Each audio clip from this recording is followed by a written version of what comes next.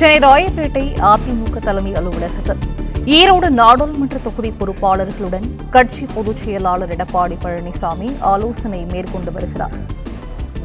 கூடுதல் விவரங்களை செய்தியாளர் வினீஷ் வழங்க கேட்கலாம். வினீஷ், வணக்கம். இது குறித்தான விவரங்கள். சென்னை ராயப்பேட்டை அதிமுக தலைமை அலுவலகத்தில் ஈரோடு நாடாளுமன்ற தொகுதி பொறுப்பாளர்களுடன் அதிமுக பொதுச் செயலாளர் எடப்பாடி பழனிசாமி ஆலோசனை மேற்கொண்டு வருகிறார். நாடாளுமன்ற தேர்தல் தோல்விக்கு பிறகாக அனைத்து தொகுதிகளையும் தனித்தனியாக அழைத்து கட்சியில் இருக்கக்கூடிய பிரச்சனைகள், தொகுதியில் இருக்கக்கூடிய கள நிலவரங்கள் குறித்து எடப்பாடி பழனிசாமி தனிப்பட்ட விதமாக ஒவ்வொருவரையும் அழைத்து ஆலோசனை மேற்கொண்டு வருகிறார். அந்த வகையில் இதுவரை 26 நாடாளுமன்ற தொகுதி பொறுப்பாளருடன் ஆலோசனை கூட்டம் நடைபெற்று முடிந்த நிலையில் தற்பொழுது ஈரோடு மாவட்ட நிர்வாகிகளுடன் ஆலோசனையாக நடைபெற்று வருகிறது. இந்த நடந்து முடிந்த தேர்தலில் ஈரோடு தொகுதியை பொறுத்தவரை அதிமுக சார்பில் ஆற்றல் அசோக்குமார் என்பவர் போட்டியிட்டிருந்தார். அவர் 2ஆம் இடம் பெற்றிருந்தார். கிட்டத்தட்ட 33,32,773 வாக்குகளை பெற்றிருந்து 2ஆம் இடம் பெற்றிருந்தார்.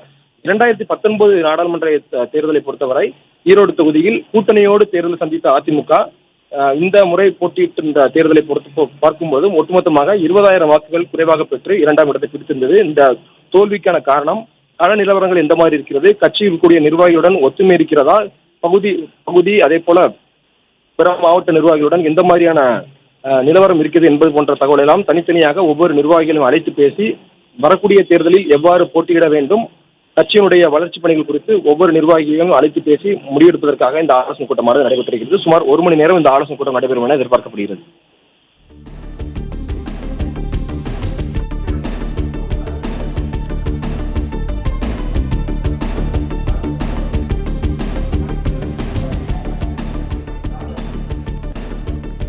சென்னை ராயப்பேட்டை அதிமுக தலைமை அலுவலகத்தில் ஈரோடு நாடாளுமன்ற தொகுதி பொறுப்பாளர்களுடன் கட்சி பொதுச் செயலாளர் எடப்பாடி பழனிசாமி ஆலோசனை மேற்கொண்டு வருகிறார்.